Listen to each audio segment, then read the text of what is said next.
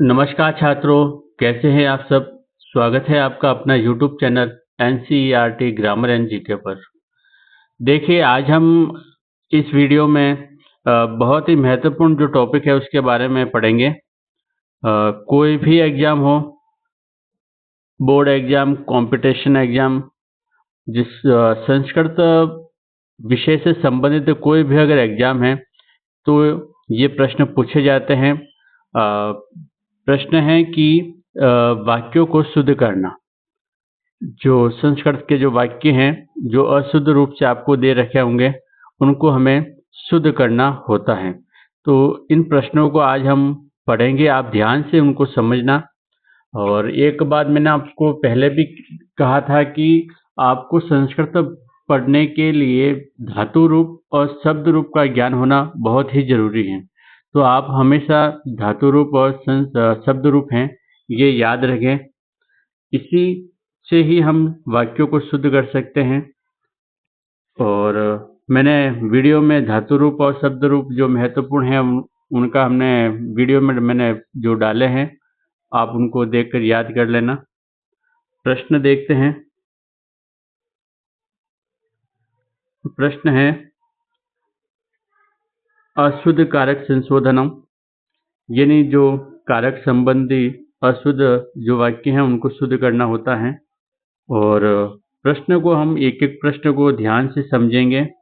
आप प्रश्न को देखें और समझ में नहीं आए तो आपको ये जो वीडियो है एक दो बार आप रिपीट करके देखें। हम एक एक वाक्यों को ध्यान से समझेंगे। देखिए, पहला वाक्य है कि रामः पुस्तकम पठसि। अब देखिए, वाक्यों को शुद्ध करना है। वाक्य में क्या होता है? कर्ता होता है, कर्म होता है, क्रिया होती हैं। तो इसमें आपको ध्यान रखना पड़ता है कि अगर कर्ता एक वचन है तो क्रिया भी एक वचन में होगी। और धातु रूप में हमने जो पुरुष है, प्रथम पुरुष, मध्यम पुरुष, उत्तम पुरुष, उनका भी हमने देखा था कि भाई जो प्रथम पुरुष है वह किन के लिए प्रयोग होता है, मध्यम पुरुष किन के लिए प्रयोग होता है, उत्तम पुरुष किन के लिए प्रयोग होता है। तो उनके लिए भी हमें वीडियो में मैंने पहले समझा चुका हूं मैं। तो हम एक एक वाक्यों को समझते हैं। देखिए, वाक्य है कि रामः पुस्तकम पठसि। ठीक है। अब देखिए, रामः एक वचन है, कर्ता, पुस्तकम कर्म, पठसि पठसि लिखा हुआ है। तो इसमें जो अशुद्ध यहाँ से है, ये यहाँ पर अशुद्ध है। यहाँ पर क्रिया कौन सी आनी चाहिए? तो एक बार देखो, मैं थोड़ा सा समझाता हूँ आपको। जो धातु रूप होता है, धातु रूप में हमने देखा कि जैसे प्रथम पुरुष, मध्यम पुरुष और उत्तम पुरुष होता है। ठीक है ना। और एक होता है एक वचन, वचन तीन होते हैं, द्विवचन और बहुवचन। ठीक है ना। देखिए, आपको ध्यान रखना है कि जो धातु रूप होते हैं, यह जो उत्तम पुरुष का जो प्रयोग होता है, ये किस कर्ता के लिए होता है? यह होता है अहम, आवाम और वयम। अहम, आवाम, वयम। अहम यानी मैं, आवाम यानी हम दोनों, वयम यानी हम सब। तो ध्यान रखना है कि उत्तम पुरुष वाली जो लाइन है, यह अहम, आवाम, वयम के लिए प्रयोग होता है। यानी जिस वाक्य में अहम, आवाम, वयम हो, वहां पर उत्तम पुरुष का प्रयोग होता है। फिर है मध्यम पुरुष में आता है त्वम,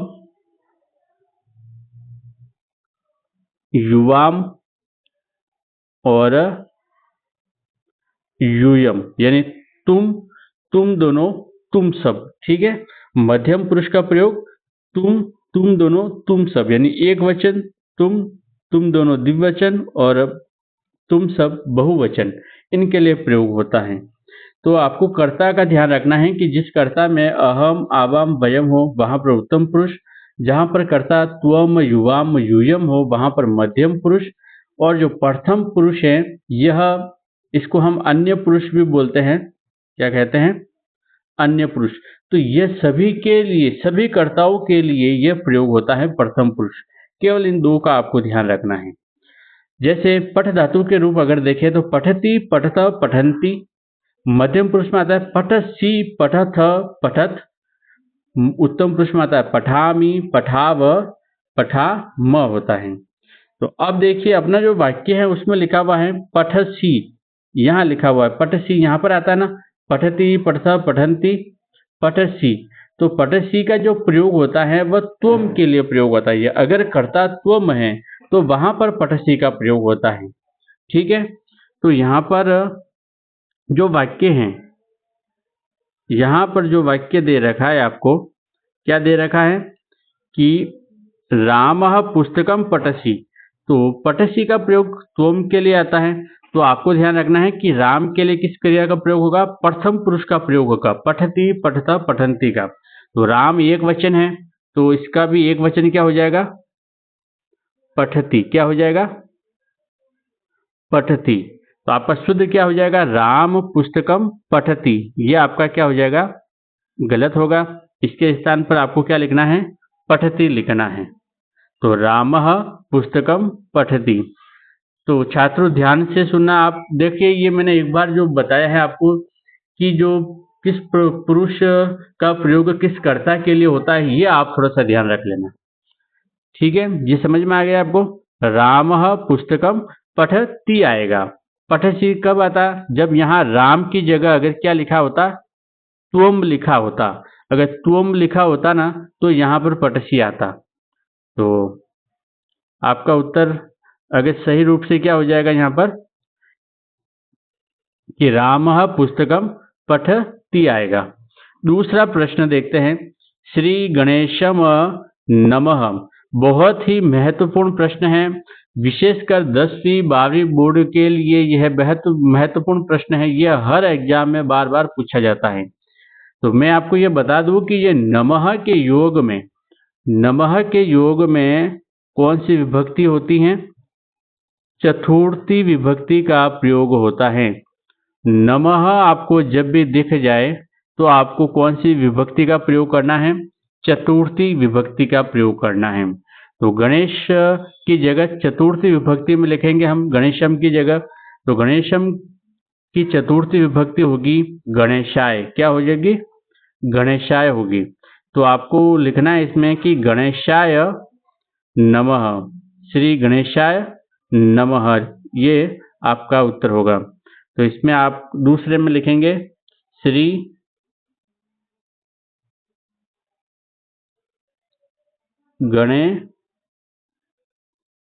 गणेशाय, श्री गणेशाय नमः, श्री गणेशाय नमः। तो इस स्थान पर क्या आ जाएगा? गणेशम की जगह आएगा श्री गणेशाय, यानी चतुर्थी विभक्ति का प्रयोग होगा।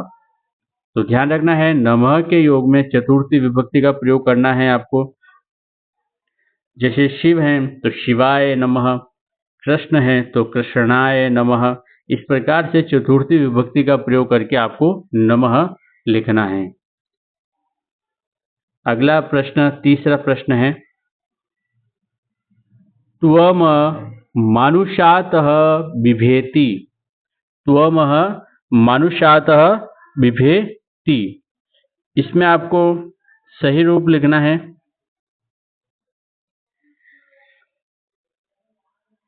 तो इसमें देखिए आपको ध्यान रखना है कि ये त्वम लिखा हुआ है। सबसे पहले तो आपको त्वम जो है इस प्रकार से लिखना है, अनुस्वार के रूप में त्वम। क्या लिखना है? त्वम लिखना है। ये जो आप हलंत वाला जो म लिखते हैं अनुस्वार, यह कब लिखा जाता है? जब पीछे स्वर लिखा हो। क्या लिखा हो? स्वर लिखा हो। तो यहाँ पर आपको ऐसे लिखना है त्वम मानुषातः बिभेषि आ जाएगा। क्या आ जाएगा?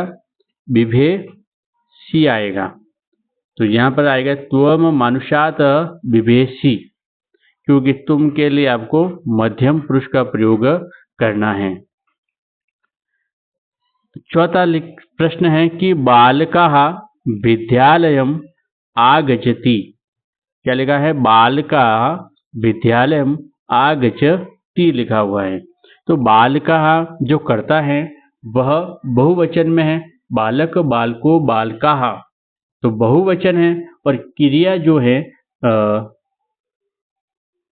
यह आपका क्या है? एक वचन में है। तो आपको यहाँ पर भी बहुवचन का प्रयोग करना पड़ेगा। तो बालकाः विद्यालयम् आगच्छन्ति होगा, क्या हो जाएगा?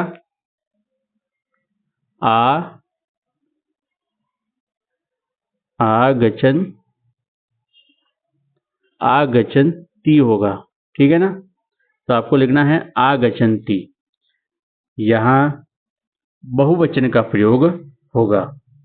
पांचवा है मोहनः कल्पातः लिखति। मोहन कल्पातः लिखति। तो देखिए मोहन, सॉरी कल्पात नहीं होगा, ये कलमात होगा, यहाँ म होगा, प नहीं है। कलम का मतलब पेन होता है। तो मोहन कल्पात लिखति, यानी मोहन पेन से लिखता है। तो हम किसी की सहायता से जो कार्य करते हैं, किसी के द्वारा जो कार्य करते हैं, उसमें तृतीया विभक्ति का प्रयोग होता है। किसका प्रयोग होता है? तृतीया विभक्ति का प्रयोग करना होता है। तो मोहन पेन से लिख रहा है, किसकी सहायता से? पेन की सहायता से। तो आपको इस पंचमी विभक्ति के स्थान पर तीसरी विभक्ति का प्रयोग करना पड़ेगा, जो होगा कलमेन। क्या हो जाएगा? कलमेन। तो मोहन कलमेन लिखति। तो इसका पांचवा का जो सही वाक्य क्या होगा? मोहनः कलमेनः लिखति। समझ में आया छात्रों? ये पांचवी विभक्ति है, पंचमी विभक्ति है। पंचमी विभक्ति का प्रयोग किसी से दूर होने के अर्थ में, किसी से अलग होने के अर्थ में प्रयोग होता है। और ये जो तृतीया विभक्ति का जो प्रयोग है वह किसी के द्वारा या किसी के सहायता से हम जो कार्य करते हैं उसके लिए प्रयोग होता है। तो मोहन पेन से लिख रहा है, किसकी सहायता से? किससे लिख रहा है? पेन से। तो हमें पेन को यानी कलम को तृतीय विभक्ति में लिखना होगा। तो मोहन कलमेन लिखति, और ये एक वचन है, यहाँ पर भी एक वचन है, ये सही है। केवल यहाँ पर गलती है, यहाँ पर आपको तृतीया विभक्ति का प्रयोग करना होगा। आगे छठा वाक्य देखते हैं। लता गीतम गीयते। क्या लिखा हुआ है? लता गीतम गीयते लिखा हुआ है, गीयते। तो इसमें सिंपल सा है थोड़ा सा, ये जो क्रिया है यहाँ पर गलत दे रखी है। तो लता गीत गाती हैं, तो लता गीतम गायती। क्या हो जाएगा? यहाँ पर गायती होगा। तो यहाँ पर आपको क्रिया जो है धातु रूप है, ये आपको यहाँ पर गलत दे रखा है। यहाँ पर होगा लता गीतम गायती। सातवां प्रश्न है सैनिकः अश्वेनः पतति। ये ध्यान से समझना है। यहाँ पर देखिए क्या लिखा है? सैनिक अश्वेन पतति, यानी जो सैनिक है वह घोड़े से गिरता है। तो यहाँ पर देखो गिर रहा है, यहाँ पर ये जो तृतीया विभक्ति है इसके स्थान पर हमें पंचमी विभक्ति का प्रयोग करना होगा। कौन सी विभक्ति? पंचमी विभक्ति का प्रयोग करना होगा। किस स्थान पर? अश्वेन की जगह, क्योंकि जो सैनिक हैं अश्व से अलग हो रहे हैं। तो पंचमी विभक्ति हो जाएगी यहाँ पर अश्वात। क्या हो जाएगी? अश्वात। तो आपको शुद्ध करने के लिए लिखना पड़ेगा कि सैनिकः अश्वातः पतति। सैनिकः अश्वातः पतति। तो सैनिक अश्वात पतति आपका क्या होगा? शुद्ध होगा। ये तृतीय विभक्ति नहीं होगी। तृतीय विभक्ति का जो प्रयोग है वह किसी की सहायता से, किसी के द्वारा के लिए प्रयोग होता है, जबकि किसी से अलग होने के अर्थ में। क्योंकि सैनिक अश्व से दूर हो रहा है, अलग हो रहा है, क्योंकि वह अश्व घोड़े से गिर रहा है ना, तो गिरना किसी से अलग होना होता है। तो इसमें आपको क्या करना है? अश्वात करना है। आठवां वाक्य लिखा है कि खगाः वृक्षेषु निवसति। खगा वृक्षेषु निवसति, ये भी सिंपल सही है। खगा, खग खगो खगाहा, तो यह बहुवचन है। जो पक्षी हैं वृक्षों पर बैठे हैं, तो यहाँ पर क्या है, एक वचन लिखा हुआ है, तो आपको यहाँ पर बहुवचन लिखना पड़ेगा, क्योंकि जब कर्ता बहुवचन में है तो क्रिया भी बहुवचन में होगी। तो यहाँ पर हो जाएगा निवसति के जगह हो जाएगा निवसन्ति। क्या हो जाएगा, निवसन्ति हो जाएगा। यहाँ पर क्या है, न का प्रयोग हो जाता है। तो खगा वृक्षेषु निवसन्ति, यानी यहाँ पर ही आपके गलती हैं, यहाँ पर बहुवचन का प्रयोग होगा। निवसति, निवसत, निवसन्ति। खगः खगो खगाः, तो बहुवचन के साथ में बहुवचन का प्रयोग। ठीक है छात्रों, आगे चलते हैं। नमा जो वाक्य हैं क्या दे रखा है कि गंगा हिमालयम प्रवहति, गंगा हिमालय से प्रवाहित होती हैं। तो देखिए यहाँ पर क्या होता है, किसी से उत्पन्न होना, किसी से उत्पन्न होने के अर्थ में जहाँ से प्रवाहित हो रही है, किससे कहाँ से हो रही है, हिमालय से हो रही है, तो वहाँ के लिए आपको क्या प्रयोग करना पड़ता है, पंचमी विभक्ति का प्रयोग करना होता है। तो यहाँ पर होगा गंगा हिमालयात, क्या हो जाएगा, हिमालयात। पंचमी विभक्ति का प्रयोग करना है, हिमालयात,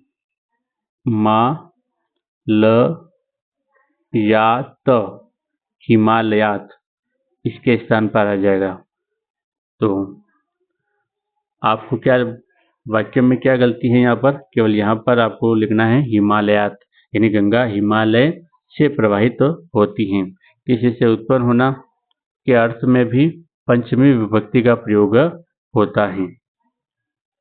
आज के इस वीडियो का अंतिम वाक्य देखते हैं कि मयूरः वने निवसन्ति, मयूरः वने निवसन्ति, यानी मोर वन में रहता है। अब देखिए मोर एक वचन है, क्या वचन है, एक वचन है। मयूरः, मयूरो, मयूरः, तो मयूरः ये एक वचन है। तो यहाँ पर क्या दे रखा है, बहुवचन दे रखा है, निवसन्ति लिखा हुआ है, तो यहाँ पर आपको एक वचन करना होगा। क्या हो जाएगा, निवसति हो जाएगा, निवसति हो जाएगा यहाँ पर। तो आज हमने इन 10 वाक्यों को शुद्ध किया है। किस प्रकार से वाक्यों को शुद्ध किया जाता है, इसके लिए हमने ये देखा है कि हमें क्रियाओं का ज्ञान यानी धातु रूप का ज्ञान होना जरूरी है, साथ ही शब्द रूप का ज्ञान भी होना जरूरी है। और जो कारक के हमने कुछ एक छोटा सा वीडियो पहले बना भी दिया था मैंने, तो उसको आप थोड़ा सा देख लें, और किस कारक का प्रयोग किस विभक्ति के लिए प्रयोग होता है ये आप थोड़ा सा ध्यान रखें। एक जो तृतीया विभक्ति और पंचमी विभक्ति है, इसको आप थोड़ा सा ध्यान से समझें। तृतीया विभक्ति का प्रयोग द्वारा या किसी की सहायता के लिए प्रयोग होता है, जबकि पंचमी विभक्ति का प्रयोग होता है किसी से अलग होने के अर्थ में, यानी दोनों का जो चिन्ह है वह से है, लेकिन इनका जो प्रयोग होता है इसका द्वारा के अर्थ में, किसी की सहायता के अर्थ में, और जबकि पंचमी विभक्ति का प्रयोग किसी से अलग होने के अर्थ में प्रयोग होता है। तो आज हमने इन 10 वाक्यों को पढ़ा है। आप इन वाक्यों को थोड़ा सा समझें, और अगर समझ में जो नहीं आया है तो कमेंट में जरूर लिखें, उस वाक्यों को मैं वापस पुनः समझाने की कोशिश करूँगा। और इसी प्रकार से मैं ये जो 10 वाक्य हैं, 10 वाक्य और आगे के वीडियो में लेके आऊँगा, ताकि आपको और थोड़ा सा समझ में आ जाए। तो आप अपनी तैयारी इसी प्रकार से जारी रखें। जो भी छात्र मेरे मित्र जो भी कंपटीशन की तैयारी कर रहे हैं, जो बोर्ड एग्जाम की तैयारी कर रहे हैं, उनके लिए यह वीडियो बहुत ही महत्वपूर्ण है। तो आप इसी प्रकार से अध्ययन करते रहें। आज के लिए बस इतना ही। जय हिंद, जय भारत।